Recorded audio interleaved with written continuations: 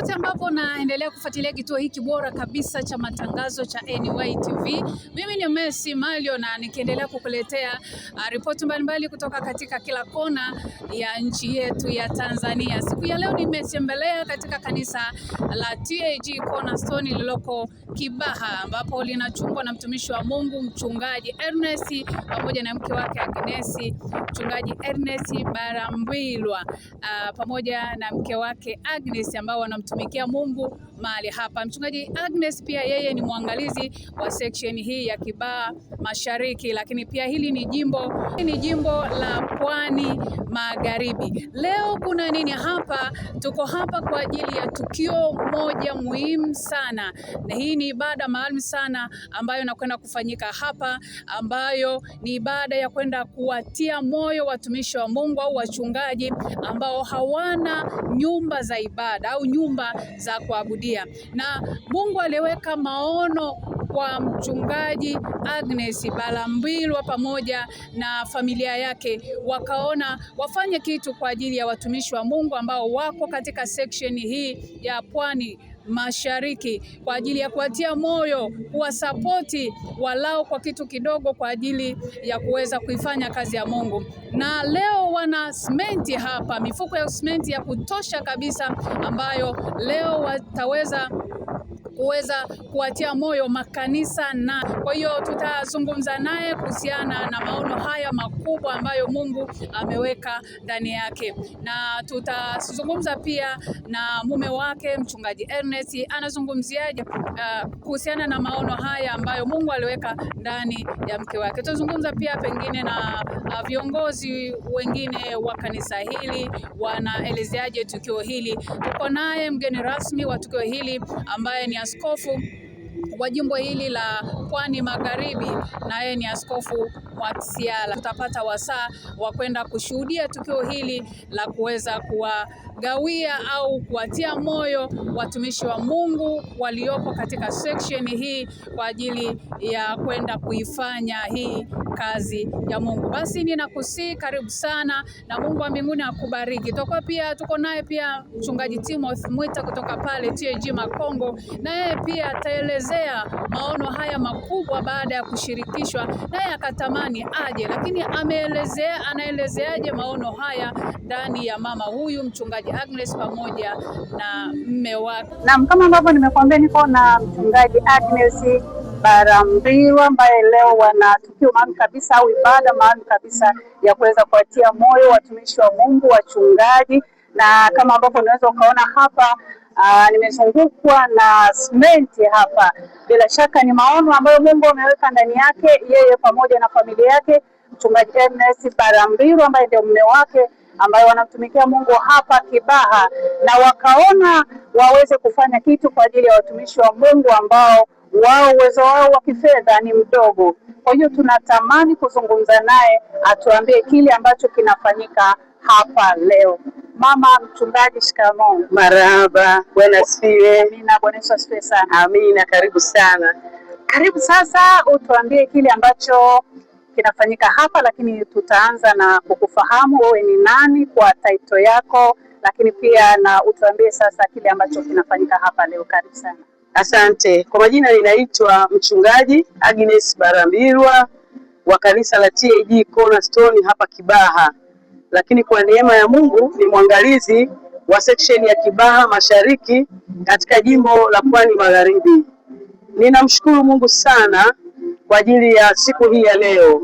Siku hii ya leo kwangu mimi inanipa furaha, kwa sababu nilipochaguliwa kuwa mwangalizi nilimwomba Mungu anisaidie, aniongoze nifanye nini kwa ajili ya section yangu na wachungaji ambao natumika nao katika section hii ya Kibaha Mashariki. Kiukweli wachungaji wengi katika section ya Kibaha Mashariki hawana majengo ya ibada, na tunatumika katika mkoa wa Pwani. Wengi mnafahamu mkoa wa Pwani. Wachungaji hawa wana moyo wa kumtumikia Mungu ingawa mazingira ni magumu. Wengi wao wanaabudu kwenye makanisa yenye mabati, full suit mabati juu na chini. Nilipoingia kwenye maombi, Mungu akanisemesha kwa habari ya kuwatia moyo hawa watumishi wa Mungu. Kwa hiyo nilipopata hili wazo kutoka kwenye maombi, nikamshirikisha mume wangu, naye akalikubali, akanitia moyo na akaniombea sana. Tukaanza mchakato wa kuanza kuandaa simenti kwa ajili ya kuwatia moyo. Mungu ni mwema.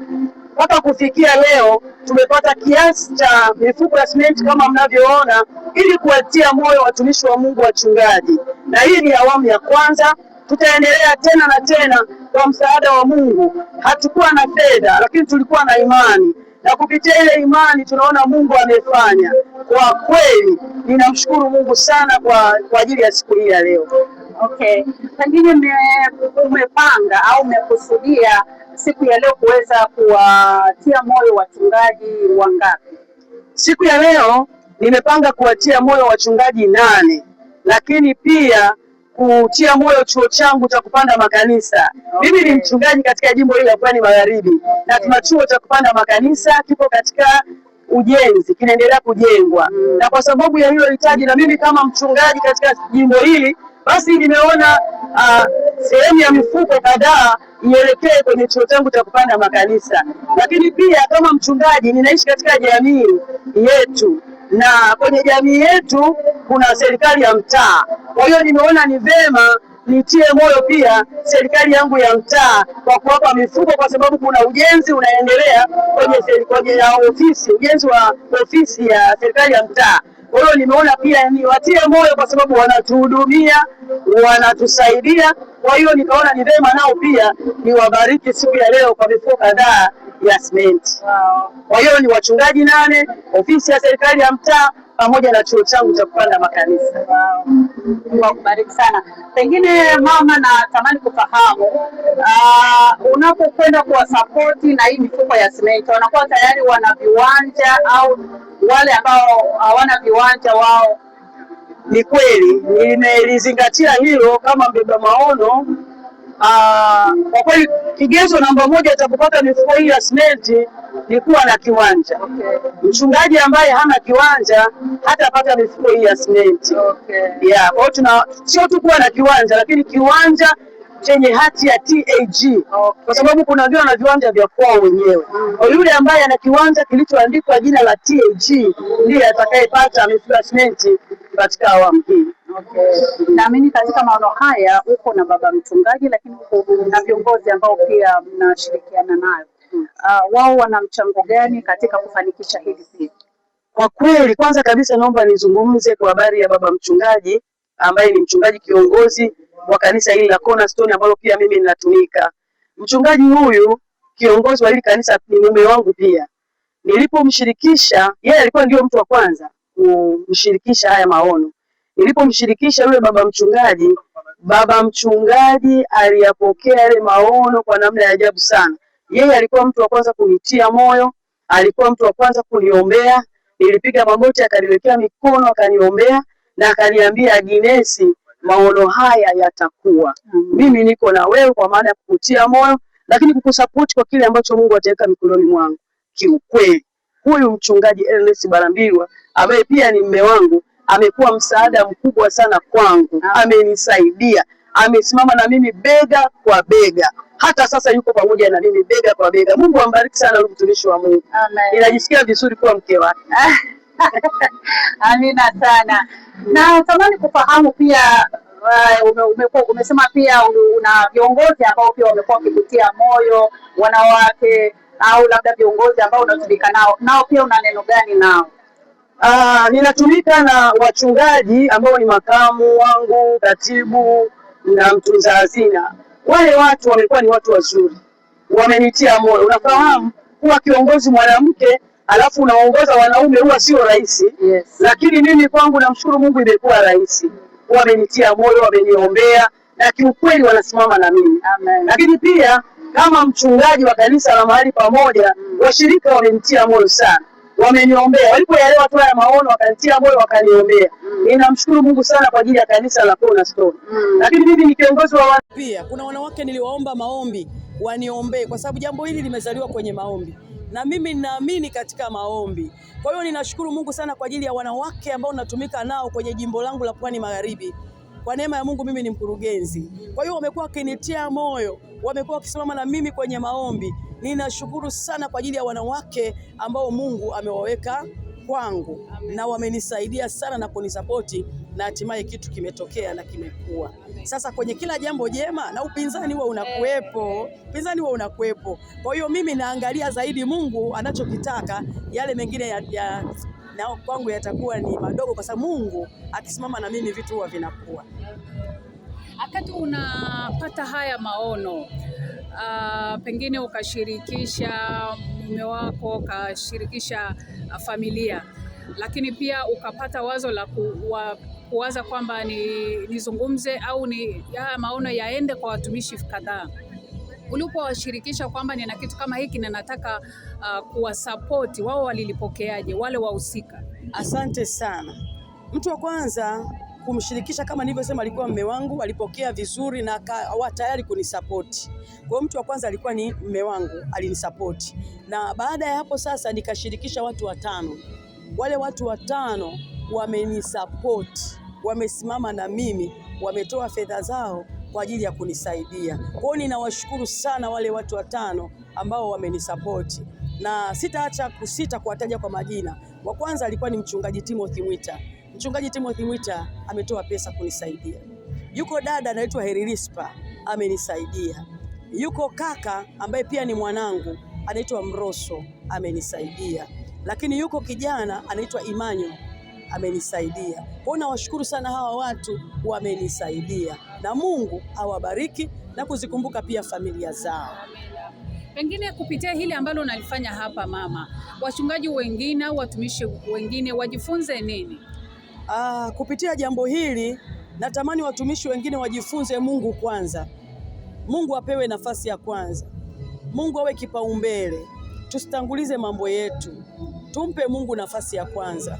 Tukimpa Mungu nafasi ya kwanza, mambo yetu Mungu atashughulikia.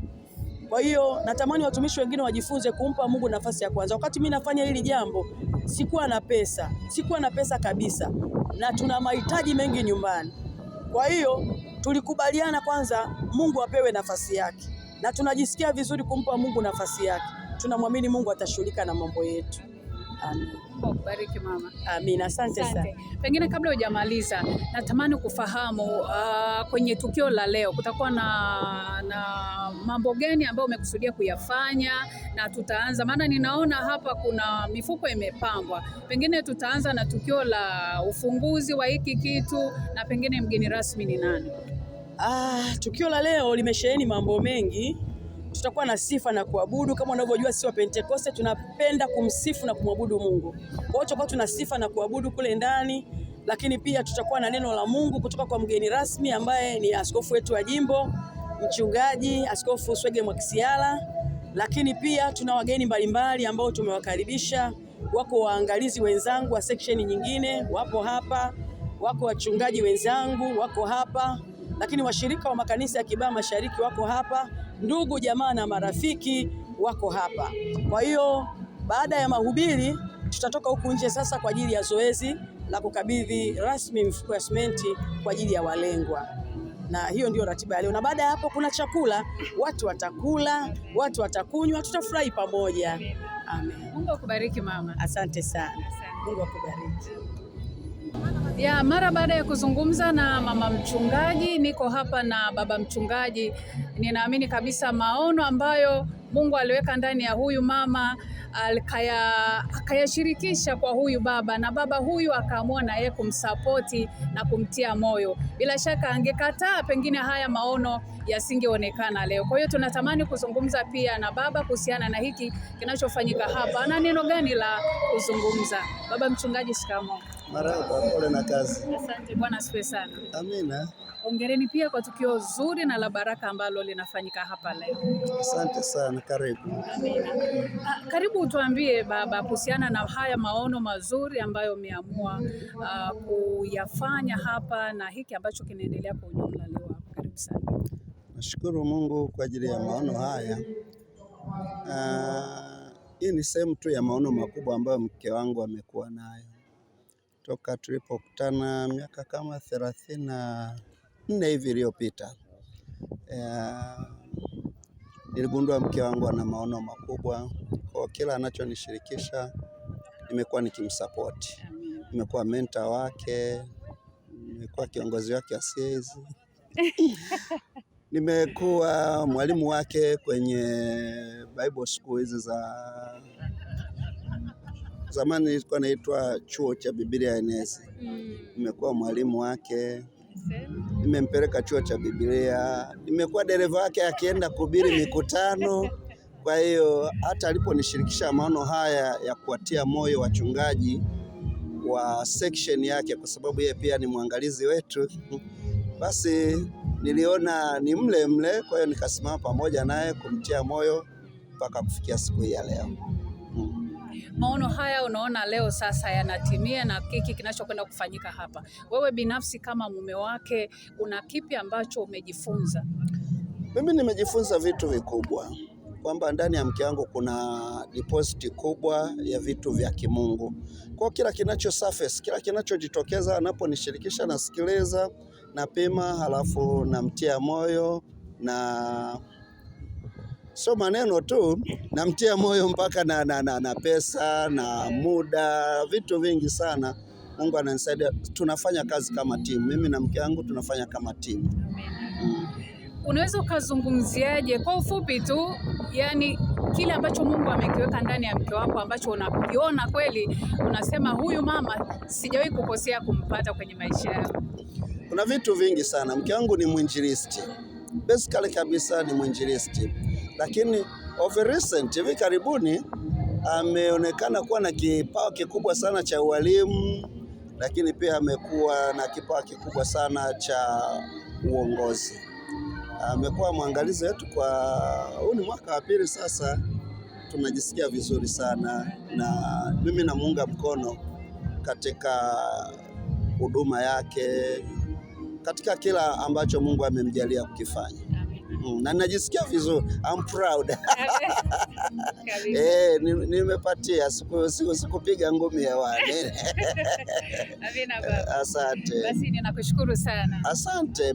Mimi naitwa Ernest Barambirwa. Mchungaji kiongozi wa kanisa hili la TAG Cornerstone Christian Center Kibaha. Hapa Kibaha.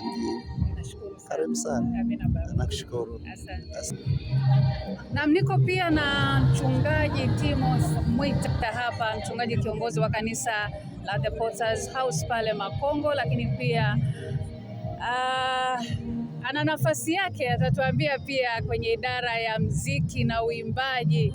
Yeye pia ni mkurugenzi mkuu kwenye idara hii, lakini pia yeye ameonekana hapa. Tunatamani kufahamu ni kitu gani ambacho haswa na yeye kimemfanya awepo hapa. Pengine na yeye pia ni mmoja wa watu ambao waliyapokea haya maono na kuweza kuyasapoti, na hiki kitu leo kimekwenda kuonekana hapa na kinakwenda kufanyika kwa ubora kabisa. Baba mchungaji, Bwana asifiwe sana. Amen. Bwana asifiwe sana. Amina. Shikamoo baba. Baraka za kwako.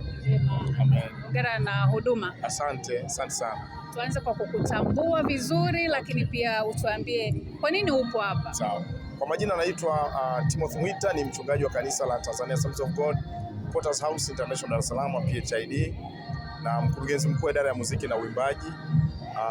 Kilichonileta hapa sio mkurugenzi wa idara. Kilichonileta hapa ni mahusiano yangu na mchungaji Barambirwa pamoja na mke wake Agnes, ambaye ndiye mwangalizi wa section ya Kibaha Mashariki, ambaye kimsingi leo familia hii kwa maana ya mwangalizi huyu pamoja na mume wake ndio waliotufanya tufike mahali hapa. Yes.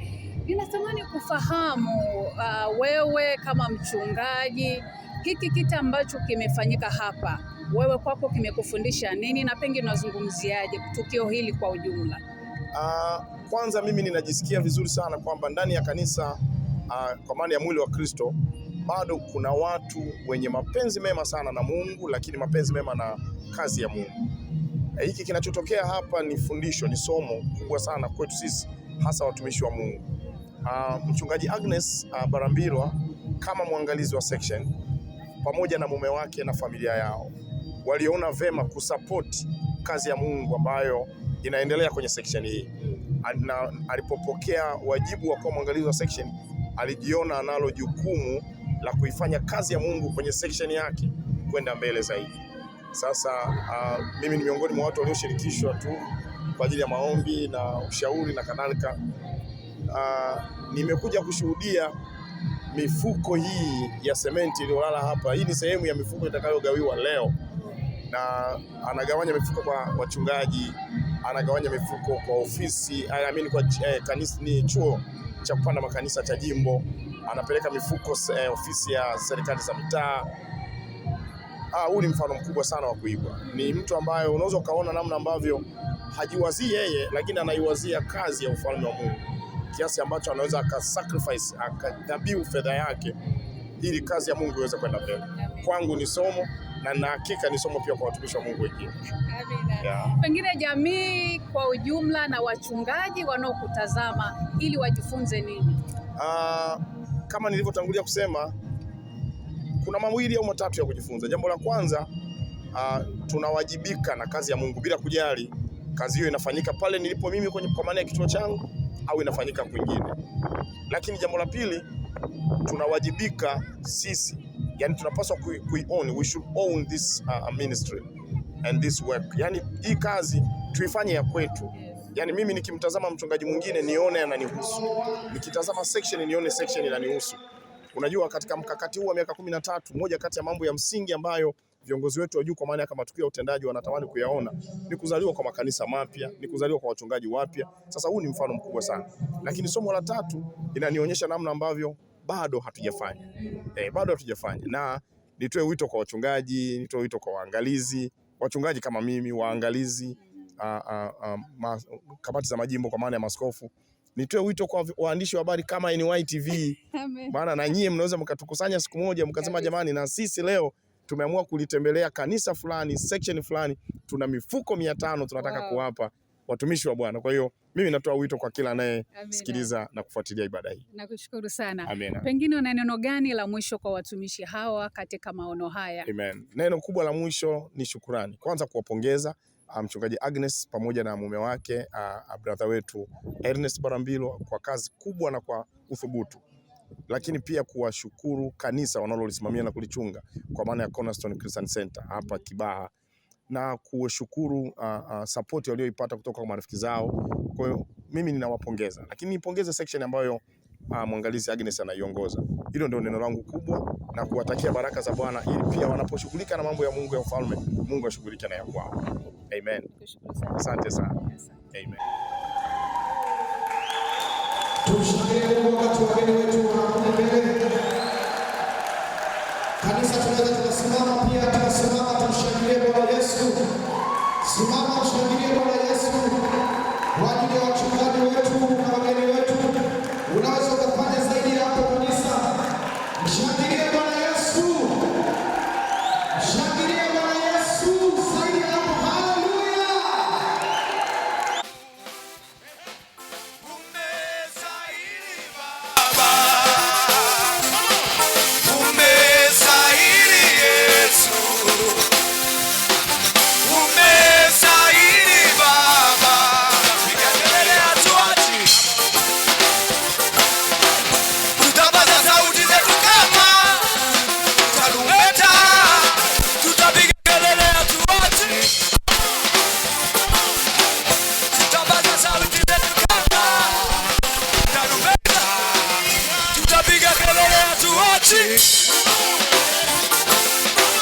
Tutapaza sauti zetu kama tarumbeta, tutapiga kelele watu wote. Tutapaza sauti zetu kama